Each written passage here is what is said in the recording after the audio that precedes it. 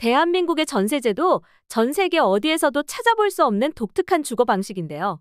과연 이 제도가 정말 필요한 것인지에 대해 심도 깊게 생각해 볼 시점인 것 같습니다.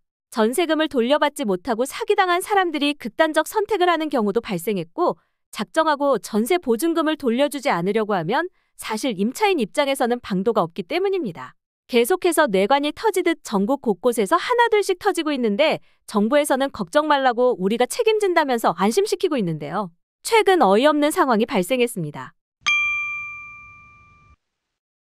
최근 보도에 따르면 깡통 전세를 책임지고 해결하겠다고 단언한 정부도 전세 사기에 피해를 입었다고 합니다. 국토교통부가 4천만 원의 전세 보증금을 돌려받지 못한 거죠. 정말 어이없는 상황인데요. 이야기를 시작하기 전에 국토교통부가 왜 전세 사기의 피해자가 됐는지 상황을 좀 더 자세히 살펴보겠습니다. 대구 동구에 위치한 한 다가구 주택을 국토교통부 소속 기관인 항공교통본부가 직원들의 관사로 사용하기 위해 전세 계약을 했는데 여기서 문제가 발생합니다. 전세금 6천만 원 중에서 4천만 원을 돌려받지 못한 거죠. 이유를 파헤쳐보니 집주인이 부동산 담보대출을 받은 후 금융기관이 채권 회수에 나서면서 건물이 경매로 넘어갔고 결국 국토교통부는 예상치 못한 피해자가 되었습니다. 이 소식이 왜 중요한지 생각해봐야 합니다. 전세 사기로부터 국민을 보호해야 할 기관 자체가 피해를 입었다면 일반 시민들은 어떨까요?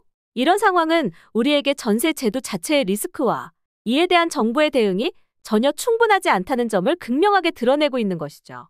무조건 전세 사기 피해를 입으면 책임지고 보증금을 돌려준다. 이게 정답은 아니라는 건데요. 피해자가 발생할 수밖에 없는 구조 자체를 그대로 냅두고 피해자 구제에만 집중한다는 게 사실 어불성설이거든요.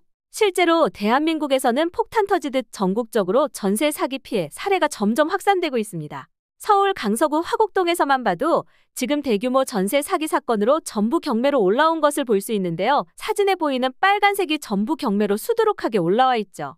문제는 이게 시작이라는 겁니다. 금리는 오르고 가격을 맞춰줄 실수요도 없고 대책 없이 갭 투자로 물량만 늘렸고 더 굴릴 자금도 소진되니 이제 자칫하면 한 번에 무너지는 상황들인데요. 실제 주택도시보증공사의 통계를 보면 소위 깡통전세, 전세 사기로 인해 보증금을 돌려받지 못한 사고 액수가 전년 대비 3.7배나 증가해서 역대 최대치라는 것만 봐도 이 문제의 심각성을 실감할 수 있죠.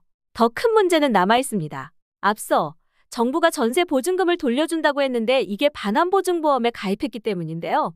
전세보증금 반환보증보험이라 함은 이처럼 보험에 가입하면 전세 사기 등의 사유로 보증금을 돌려받지 못하면 주택도시보증공사 즉 나라가 대신 갚아줘야 하는 제도입니다. 사기 피해가 많아질수록 나라가 갚아줘야 하는 금액도 계속해서 눈덩이 굴리듯 커질 것이기 때문에 우리 국민의 세금으로 손실을 메꿔야 하는 상황이니 무엇보다도 해결책이 매우 시급할 것으로 보입니다. 우리나라의 전세제도에 대한 여러분의 생각 그리고 그 해결책에 대한 여러분의 아이디어를 댓글로 남겨주세요. 지금까지 이슈깨비였습니다. 감사합니다.